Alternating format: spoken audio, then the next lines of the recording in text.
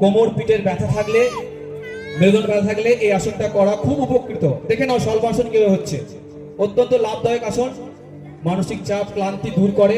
Very good, slow, ঠিক আছে।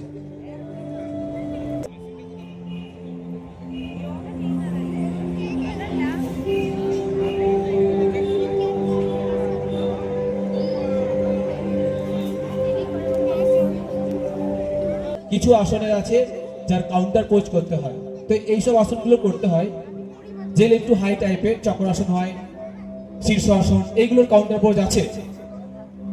এরপর আমরা করব পবন মুক্ত আসন।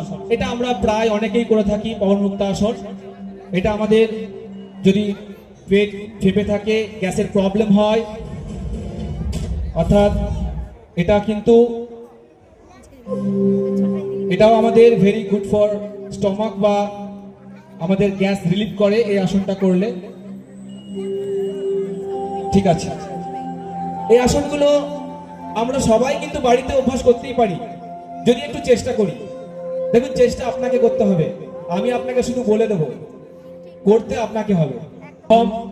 আমাদের হলাসন করে দেখাবে, এই পোস্টারে করো, ওইদিকে পা, হলাসন, সরে যা একটু।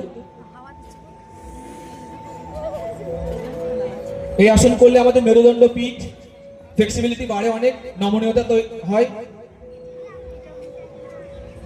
চর্বিও কমাতে সাহায্য করে। পাটা সোজা করে নাও, ঠিক আছে, আস্তে আস্তে অনেকটা দূর হয়, শক্তি অর্থাৎ শরীর শক্তিশালী হয়। আমাদের শুভম চক্রাসন করছে, অর্ধচন্দ্রাসন করেছে ঈশান ভট্টাচার্য। ওকে, ঠিক আছে।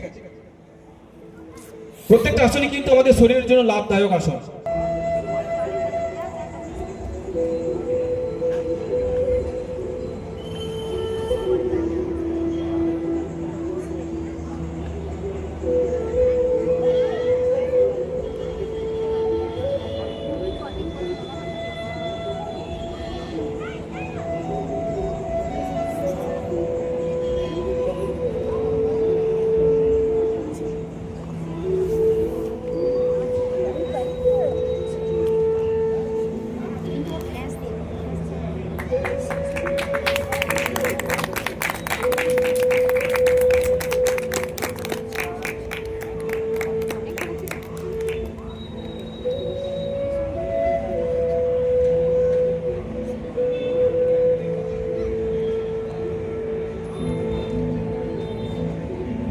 আমরা অনেকগুলো আসন করেছি, তাই আমাদের সভা আসন করতে হবে। সভা আসন আপনারা জানেন যে রেস্ট দিতে হয়, সেই জন্য সভা আসন করতে হয়। আপনারা আসন করুন, সঠিকভাবে করুন, কোনো রকমের সমস্যা হবে না। এই যে সভা আসন করলে শরীর একেবারে আবার আগের মতনই ফিরে আসবে, রেস্ট হয়ে যাচ্ছে, পুরো শরীরটাকে রেস্ট দেওয়া হচ্ছে। এখন একেবারে শরীর এবং মনের সম্পূর্ণ একটা বিশ্রাম, পেশিগুলো একেবারে শিথিল হয়ে যাচ্ছে। স্ট্রেস, ডিপ্রেশন থাকলে অনেকটাই ওভারকাম হয় এবং হজম বৃদ্ধি হয়। আমরা